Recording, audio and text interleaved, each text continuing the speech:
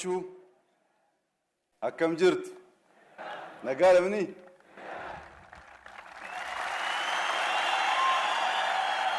ክቡር አፈ ጉባኤ ታገሰ ጫፎ፣ ክቡር አፈ ጉባኤ አገኘው ተሻገር፣ ክቡር ምክትል ጠቅላይ ሚኒስትር ተመስገን ጥሩነህ፣ ክቡር አቶ አደንፋራ የፓርቲያችን ምክትል ፕሬዝዳንት፣ የተከበራችሁ የሁሉም ክልል ርዕሳነ መስተዳድሮች፣ የሁለቱ ከተማ ከንቲቦች፣ ሚኒስትሮች፣ አባገዳዎች፣ ሀደስንቄዎች፣ የቢሾፍቱ ፍልቅልቅ ከተማ ነዋሪዎች ሁላችሁም ለዚህ ታላቅ ቀን በሰላም እንኳን አደረሰን፣ እንኳን አደረሳችሁ።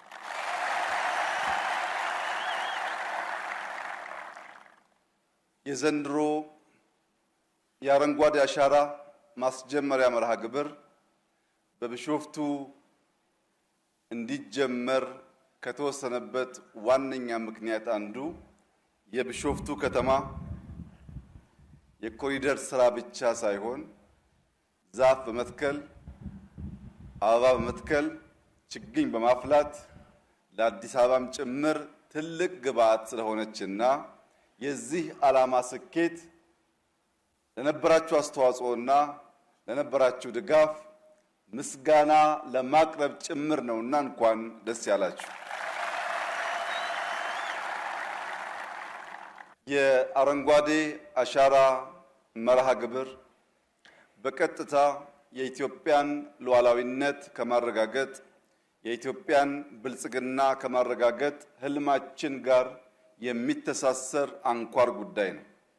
የኢትዮጵያ ሉዓላዊነት በምግብ ራስን በመቻል፣ የኢትዮጵያ ሉዓላዊነት ድንበርን በማስጠበቅ፣ የኢትዮጵያ ሉዓላዊነት ቅርሶቻችን በመጠበቅ፣ የኢትዮጵያ ሉዓላዊነት ዳታችን በመጠበቅ በብዙ መልኩ የሚገለጥ ሲሆን የአረንጓዴ አሻራና ሉዓላዊነት ያላቸው ትስስር ምን እንደሚመስል ለመረዳት እንዲያግዘን የአንድ ሀገር ሉዓላዊነት ተደፈረ የሚባለው በሁለት ዋና ዋና መንገዶች ነው።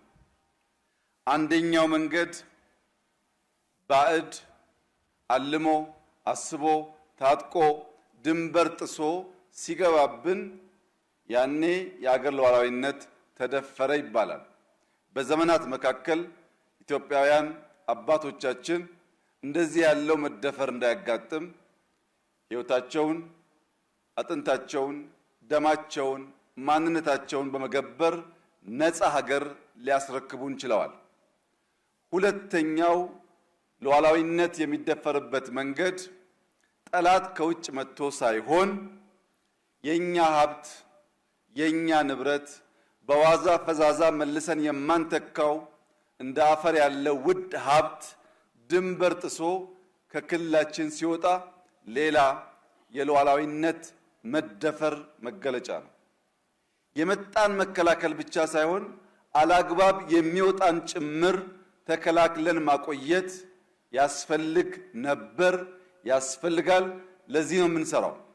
ባለፉት ዓመታት ኢትዮጵያ በተሟላ ሁኔታ ሳትገነዘብና ሳታቅ ያጣችው የአፈር መጠን በገንዘብ ሊተመን አይችልም። ከፍተኛ ሀብት ስናጣ ቆይተናል። ያንን አፈር ከመሸርሸር በነፃ ከመጓዝ ከምስጋና ውጭ ከመቀበል ተከላክሎ ማቆየት ሉዓላዊነትን የምንከላከልበት አንዱ መገለጫ ነው።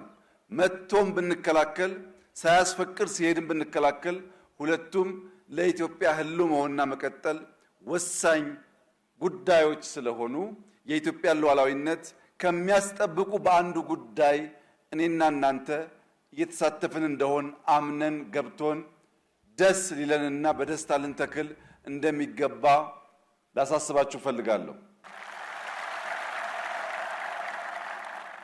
የኛ አባቶች አድዋ ላይ ገድል ሰርተዋል። እኔና እናንተ በግሪን ሌጋሲ ሌላ ገድል እየሰራን ነው። ልጆቻችን ሁለት የሉዓላዊነት መገለጫ ያስባሉ። አድዋ ላይ ተዋክተው ከውጭ የመጣን ጠላት ተከላከሉ።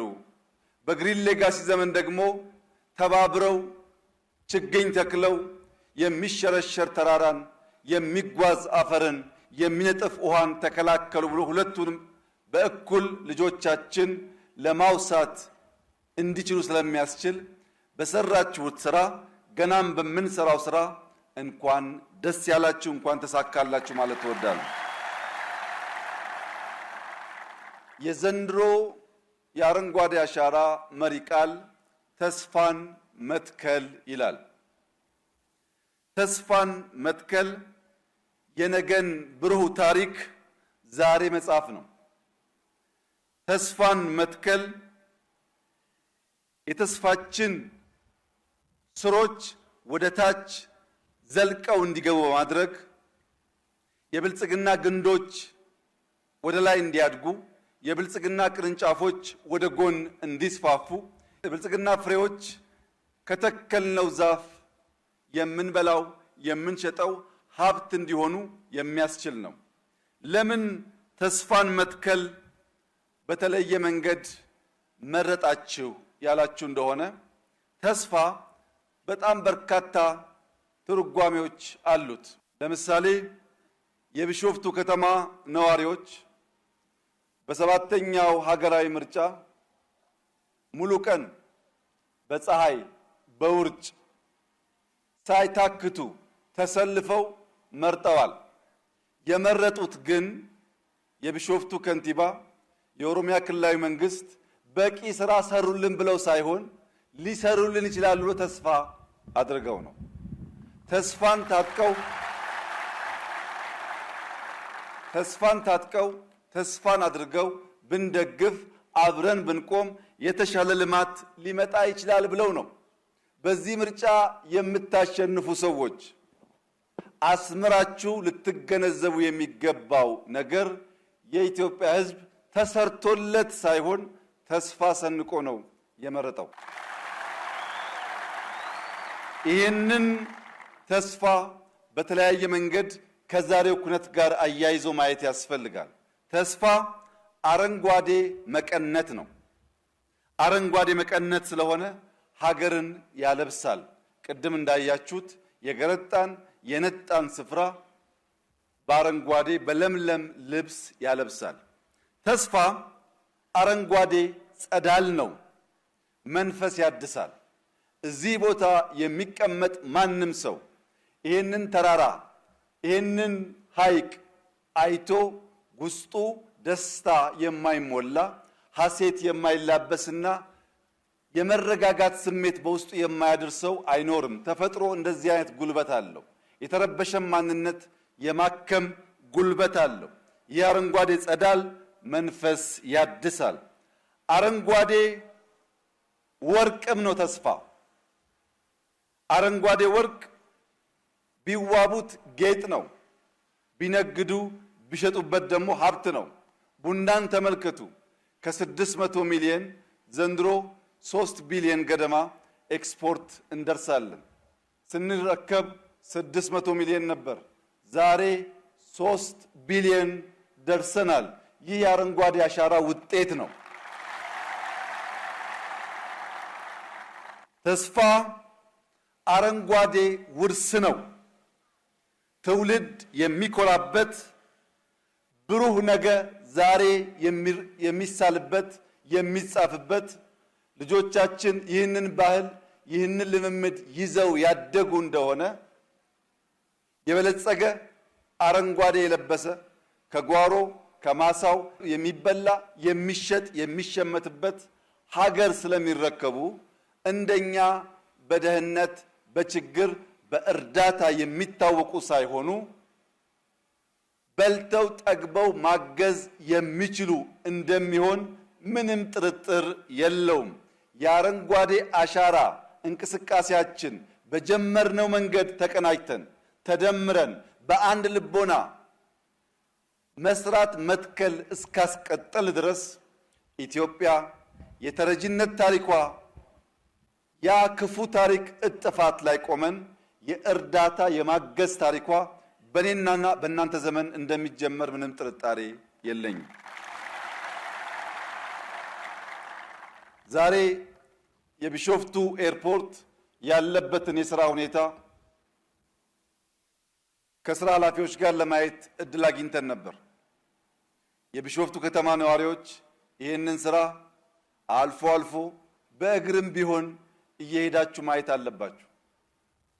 ብዙ ሥራ፣ ብዙ ፕሮጀክት በተለያየ ሀገር ያየን ቢሆንም እኔና ጓደኞቼ እዛ የተግባባ ነው እስከዚህ ባለው እድሜያችን በቢሾፍቱ ኤርፖርት ደረጃ ማሽን የሚንቀሳቀስበት ከፍተኛ ሰው የሚንቀሳቀስበት ሥራ አይቼ አላቅም፣ አይተውም አያውቁም። እናንተም አይታችሁ አታውቁም። ቅርብ ስላለ በዋዛ ፈዛዛ ማለፍ የለበትም። ማየት አለባችሁ፣ መስራት አለባችሁ፣ ማገዝ አለባችሁ፣ መጠበቅ አለባችሁ። አይችሉም ብለውን ነበር በአረንጓዴ አሻራ። ችለን ዓለም ተደሟል። በኤርፖርት አትችሉም ብለዋል። ችለን እናሳርፋቸዋለን።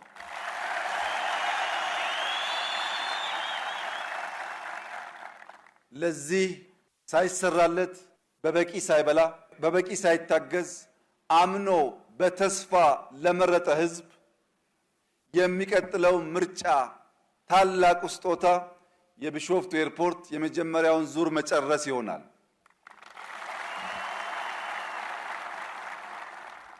ይህ ትልቅ ኮሚትመንት ነው።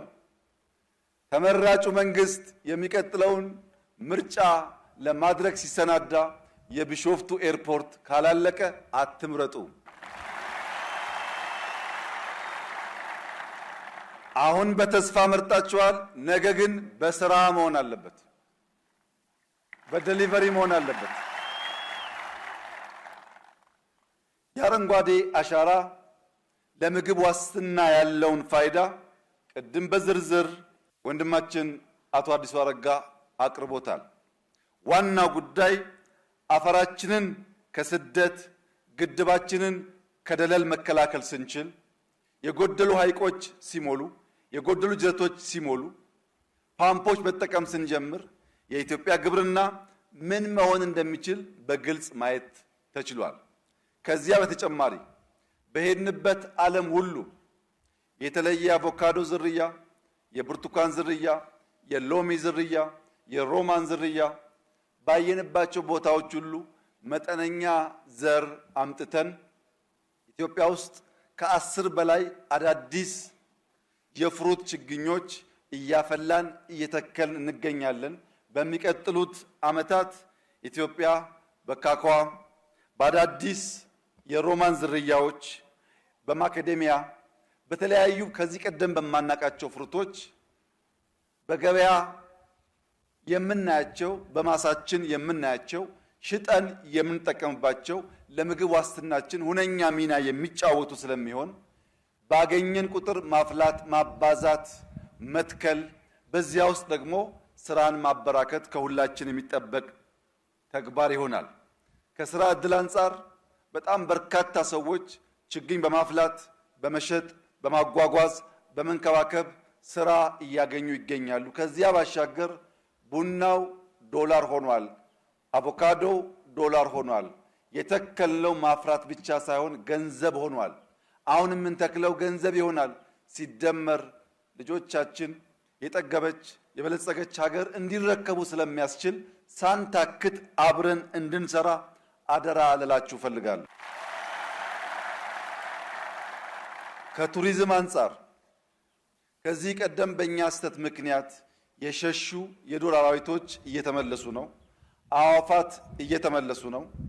ሐይቆች ሲሞሉ አዕዋፋትም እየመጡ ነው።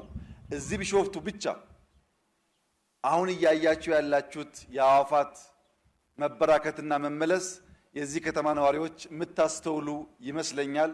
እኔ ብዙ ቪዲዮ ብዙ ፎቶዎች አሉኝ።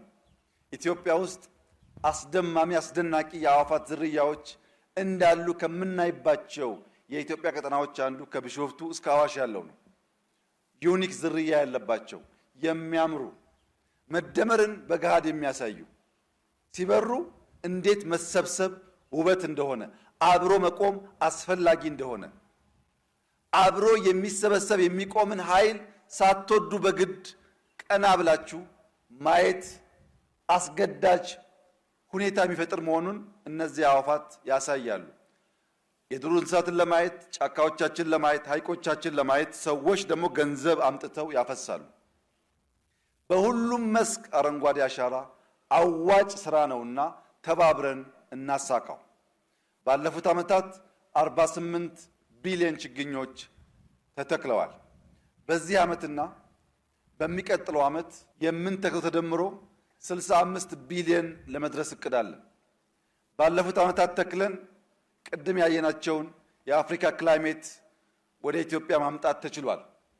ኮፕ ሰብሳራ ላይ ሲዘጋጅ ኢትዮጵያ የመጀመሪያው ነው። በሚቀጥለው ዓመት በ2027 በፈረንጆች ኖቬምበር ዲሴምበር አካባቢ በኢትዮጵያ ውስጥ ከ70 እስከ 80 ሺህ የሚጠበቁ የዓለም እንግዶች ይመጣሉ። ያኔ ሙሽራዋ ቢሾፍቱ በሺህ የሚቆጠሩ እንግዶች ትቀበላለች። ይህ ስራ ወደ ኢትዮጵያ የመጣበት ዋነኛው ምክንያት ችለን ዓለም ያልቻለውን ሰርተን ስላሳየን ነው። 48 ቢሊዮን በነፃ ህዝብ ተባብሮ የተከለበት አንድም ሀገር ዓለም ላይ የለም። ታላቅ ታሪክ ነው። ዘንድሮ ከ8 ቢሊዮን በላይ እንተክላለን። በዚያ ወደ 56 ወይም ከዛ በላይ ለመግባት እንሞክራለን። በሚቀጥለው ዓመት ከምንጨምረው ጋር 65 ቢሊዮን ችግኝ ተክለን ነው ኮፕ የምናሰናዳው። ኮፕ ኢትዮጵያ ሲዘጋጅ 65 ቢሊዮን ችግኝ መትከል የቻለች ሀገር የሚልን ዜና ለመላው ዓለም የምናበስርበት ጊዜ ይሆናል። ይህ እንዲሳካ ተመራቂዎች፣ ሙሽሮች፣ በማንኛውም ሁኔታ የምንሰባሰብ ሰዎች፣ ወጣቶች፣ ሴቶች፣ አዛውንቶች፣ ታዳጊዎች ችግኝ መትከል የስራችን አካል መሆኑን ችግኝ መትከል ለልጆቻችን አንድ ቁም ነገር ማቆየት መሆኑን አምነን ከዛሬ ጀምሮ በሚደረጉ እንቅስቃሴዎች ወደን ፈቅደን ጠዋት ማታ ቀን ሳንል በርብርብ እንድንተክል፣ ስብሰባዎች ችግኝ ሳንተክል እንዳንጀምር፣ ቸርች መስጊድ የምንሄድ ሰዎች ችግኝ ሳንተክል እንዳንጀምር፣ ችግኝ ስንተክል ተፈጥሮን ስንንከባከብ መንከባከብ የሚገባን ምድር ስንንከባከብ ጸሎቱ ይደመጣል። ለመላው የኢትዮጵያ ሕዝብ በሚቀጥሉት 2-3 ወራት ኑ እንደተለመደው ተስፋችንን እንትከል።